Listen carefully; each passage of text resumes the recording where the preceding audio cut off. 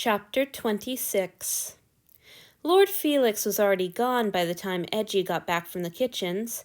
He could tell as soon as he stepped through the door that the rooms were empty. It was strange the way his heart sank at the realization. When he'd lived with Lord Antony, he'd always been thrilled to return from his exercises and find that he had the place to himself. It meant he could relax, doing his chores and tidying himself up without worrying that he would make too much noise or get in his master's way.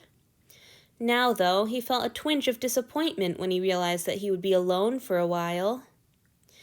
Perhaps he wasn't exactly comfortable when Lord Felix was looking at him, but it wasn't because he was afraid of angering the god with a noise or a moment of clumsiness.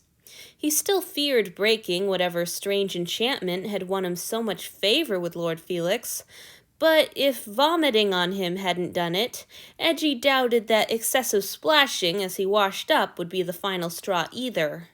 Even the little curtained bedchamber, where Lord Felix had only come twice since Eiji's arrival, felt colder and dimmer than usual. Still, Eiji cleaned himself up and tried to think of what to do with himself. It was a question that had dominated the last 6 years of his life. These days, though, he rarely had a moment to ask. Certainly not when he was in the galley, another toiling subject in the domain of Lord Zenji. Fortunately, he remembered the little chore Lord Felix had been kind enough to permit him, but which he hadn't had the chance to perform since his injury. He went into the god's washroom and set out his basin, cloth, soap, and oils. However, no matter how he fussed with the arrangement, that task was quickly over. Sighing, Eiji drifted back to his little alcove and perused the bookshelves. Hiroya's bookshelves, he supposed. He wished he were fonder of reading. That might have been the only similarity between his two masters, now that he thought about it. They were both avid readers.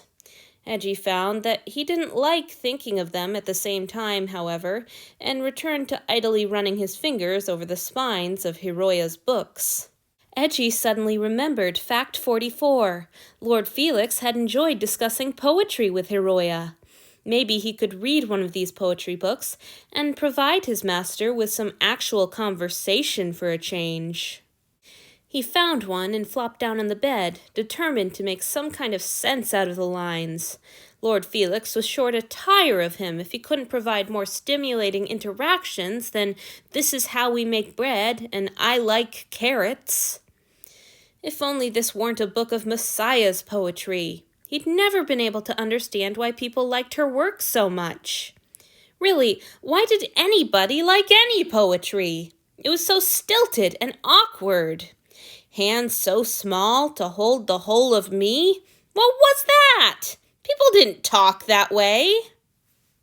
When he heard the door open, Eiji told himself that the great, joyous leap in his heart was just his relief at having an excuse to toss the book aside. He dashed into the sitting room and dropped down at his master's feet before he'd even had time to finish shutting the door. Even the tiny glimpse Eiji had caught of Lord Felix before kneeling was enough to loosen half the knots in his stomach and tighten the other half. That big, solid figure back in the room, back where Eiji could feel his presence and hear his steps. It just felt right. He smiled against the carpet. "Welcome back, my lord." He didn't bother trying to hide the pleasure in his voice, though he flushed a little at how openly enthusiastic he was being. For his part, Lord Felix's voice was a little duller than usual. "Thank you, sweetheart. It's wonderful to see you. Would you raise your head, please?" Eiji was grateful for the chance to survey his master's countenance. Sure enough, the god looked tired and sad, though he squeezed up a smile as his eyes met Eiji's. "How was your day?" Lord Felix asked, dropping to one knee and undoing the laces of his boots. "It was nice, my lord." Eiji wished the god would let him handle the task, but it was already done, so there was no point in asking. Lord Felix went to wash up, and Eiji knelt by his chair. He was a little shocked at his own presumption, and even more shocked when he realized that there wasn't any part of him that thought his master would be displeased by his nearness. Sure enough, Lord Felix smiled at him when he returned and saw where he was. "Thank you for laying out my things again," the god said, settling into his chair. "It was very kind of you." Eiji ducked his head, feeling the blush tinge his cheeks. "Your servant is grateful for any opportunity to, serve." Lord Felix didn't laugh at his fumbling, only ran his fingers through Eji's hair. The touch startled Eiji, and he barely avoided jumping as his master's rough fingers made their gentle contact. The god hadn't asked first.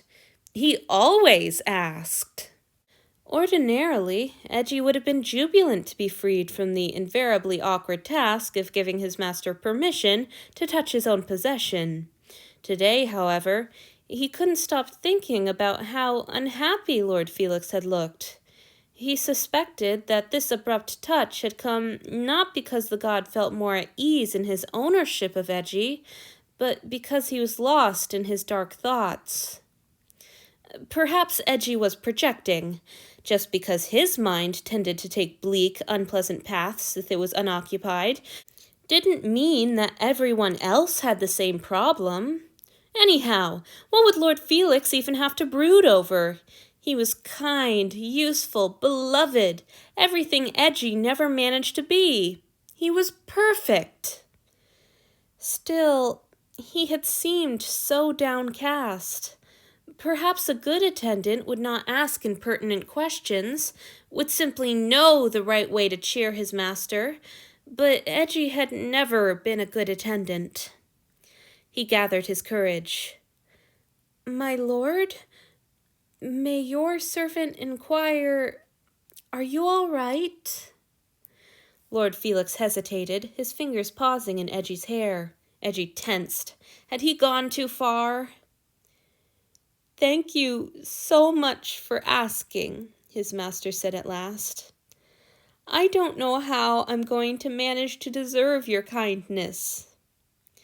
Not even daring to breathe, Eiji waited. He was grateful for the undeserved praise, of course, but it was hardly an answer to his question. Finally, Lord Felix spoke again. "Would you please look at me, dearest? It's hard to be honest when I'm talking to the top of your head. I need to see your face." Eiji obeyed at once, and his heart squeezed painfully when he saw that his master's face was just as troubled as his voice. His dark eyes shone with tears, and though his face was no more lined than usual, they weren't the smile lines this time. Eiji felt strangely frantic at the sight of his unhappiness.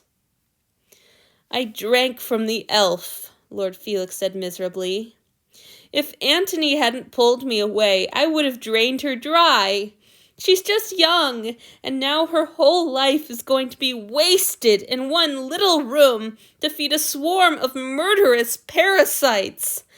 Gods, Eiji, I'm so sorry." His voice cracked over Eji's name, and the glimmering tears spilled over onto his cheeks. Eiji still didn't know what an elf was, and it took him a moment to understand why his master was suddenly apologizing to him. When he finally made the connection, though, he was almost insulted. His life was not being wasted. Maybe the elf's was, but not his. The last few weeks had been some of the best of his life, even with all his mistakes. How many slaves who stayed home in the city were as fortunate as him? Never mind slaves. How many free people? He had work he enjoyed, people who seemed to like him, and a master who seemed to value him beyond all reason. None of it seemed like a waste.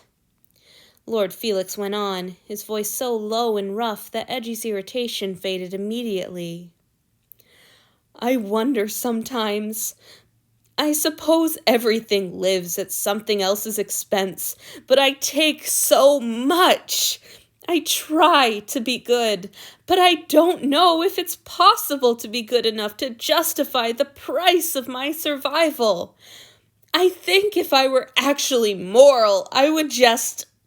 Eiji didn't think he'd interrupted anybody in years. Certainly he never dreamed of interrupting a god, but he couldn't bear to hear what he felt sure Lord Felix was about to say, so he threw himself against his master's knees, wrapping an arm daringly around his legs and squeezing. "No, my lord," he cried. "Please don't say that. It isn't true." He was bold enough in his distress to chance a look up. Lord Felix was staring down at him in astonishment, his mouth slightly ajar. Eiji didn't even try to blink back the sudden tears prickling his eyes as he stared back in mute appeal. "Oh, Eiji," the god said finally. "Please forgive me. I shouldn't have said that. I wouldn't. It's just thoughts, sweetheart, I promise. It's not going to happen. I'm so sorry." All Eiji could muster in return were more tears. His master's hands pressed him in closer, one on his shaking shoulders, the other cradling his head. After a moment, though, Lord Felix gave a frustrated huff. "Eiji, may I please hold you?" he asked. As soon as he heard the words, Eiji realized just how much he longed for exactly that.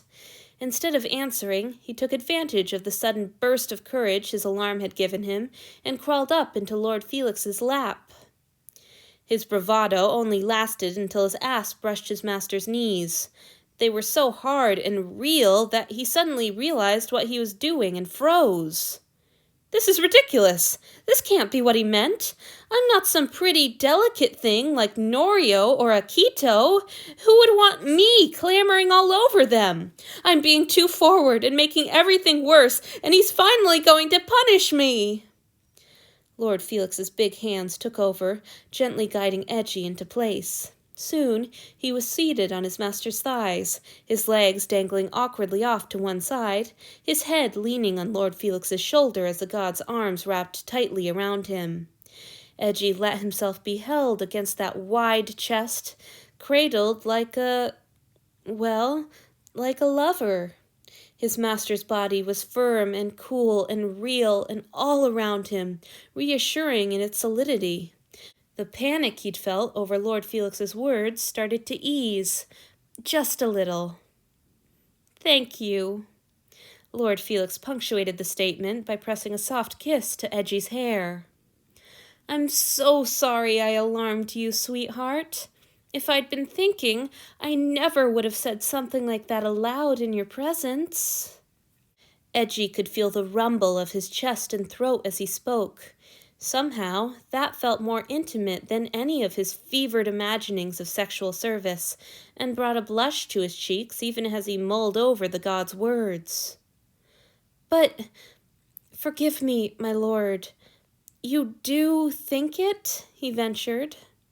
His master was quiet for a moment before admitting, "Sometimes. But I promise I would never act on it. I wouldn't leave you unprotected like that." "That's not what I'm worried about," Eiji snapped. Oh gods, had he really spoken so disrespectfully to his master? No amount of distress could possibly excuse such insolence. However, before he could begin pouring out the necessary flood of apologies, Lord Felix spoke again. "I meant no offense, sweetheart," he soothed, kissing Eiji's head again. "It's not just for your sake, I promise.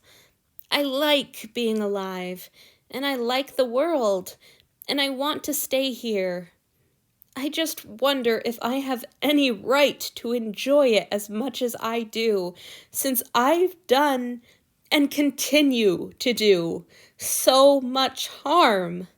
I'm not going anywhere, but I don't think anyone could make the case that, overall, the world is improved by my presence in it." "But my lord, it is!" Eiji wasn't sure why he kept arguing the point. It wasn't his place to contradict his master, but he couldn't seem to help himself.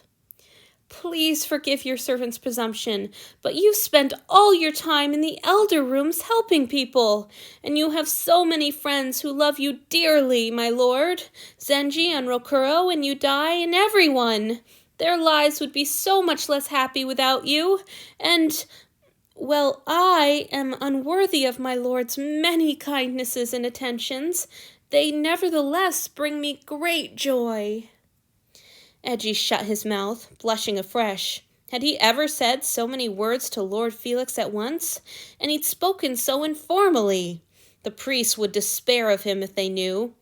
He was a disgrace to his temple and his teachers. It was hard to care about that, though, when Lord Felix was cradling him even tighter against his chest and dipping his head to press a fervent kiss to his cheek. "Oh, Eiji," the god breathed, and Eiji thought from his voice and the dampness of his lips that he must be crying in earnest now. "Thank you. More than anything, I want to do right by you. Maybe that shouldn't feel more important than trying to balance some kind of cosmic scale, but it does." Eiji finally lifted his head from his master's shoulder and craned it around to meet his gaze.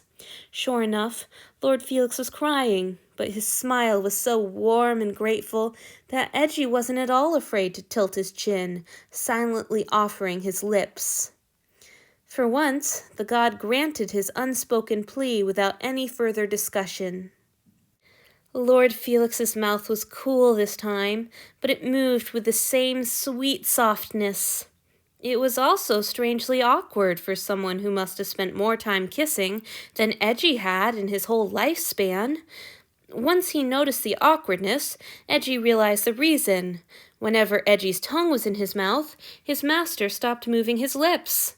Was he offended by his attendant's presumption? No, he gave a pleased-sounding groan and opened his mouth encouragingly to Eji's shy explorations. Then why... A moment's tentative searching soon uncovered the reason. The god's lips were drawn tightly over his fangs to keep them from pricking his offering. Something about the gesture made Eiji press closer to Lord Felix, his heart swelling with that strange, painful softness. He didn't care that the movement smashed his arm against the god's chest. Maybe next time he would even be bold enough to put that arm around his master and squeeze, doing his best to hold him the way he held Eiji. Some hours later, when he was getting ready for bed and doing his best to ignore his growing sexual frustration, it occurred to Eiji that he was quite sure that there would be a next time, and the assumption didn't even feel like insolence. What in the world is coming over me?